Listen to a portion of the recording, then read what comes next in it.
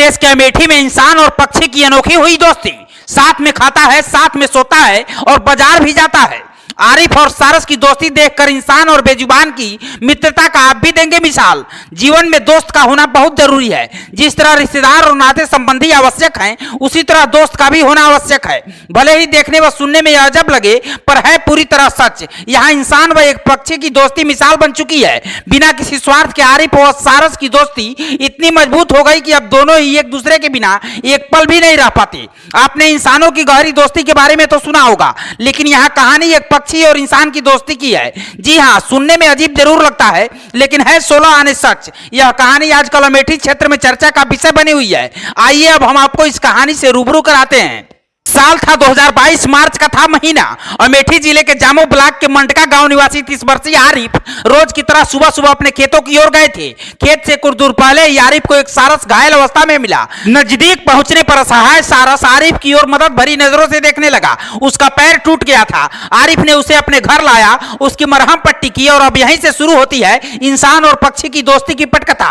उत्तर प्रदेश के अमेठी के रहने वाले आरिफ के अनोखे दोस्त की इन दिनों जमकर चर्चा हो रही है।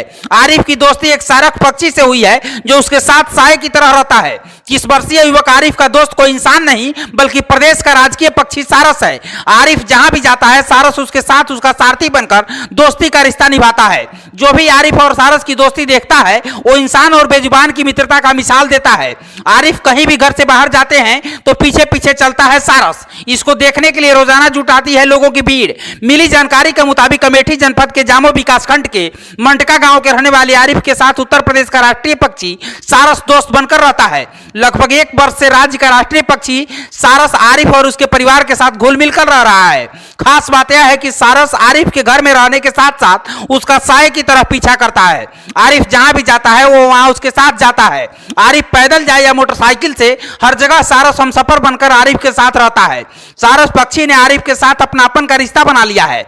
आरिफ ने बताया कि सारस का पैर टूट गया था, मुझको वो खेत में घायल अवस्था में मिला। इसके बाद मैंने उसका इलाज कराया और साल भर पहले सारस पक्षी के घाव पर मरहम लगाया था।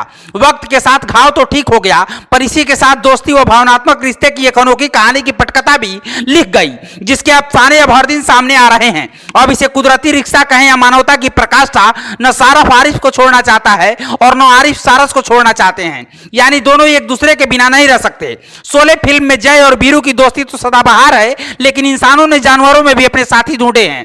कुत्ते बिल्ली से इंसानों की दोस्ती के बारे में आपने खूब सुना होगा। तोते से लेकर गाय बैल तक इंसानों की दोस्ती के बारे में भी आप जानते होंगे।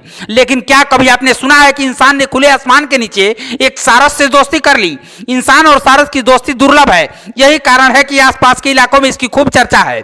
ऐसे में 30 वर्षीय युवक आरिफ और इस सारस पक्षी के इस अनोखी मित्रता पर आप क्या कहना चाहते हैं, हमें कमेंट बॉक्स में जरूर बताइएगा। और मित्रता की मिसाल पेश करती इस कहानी को शेयर जरूर कीजिएगा। ब्यूरो रिपोर्ट, पूर्वांचल समाचार।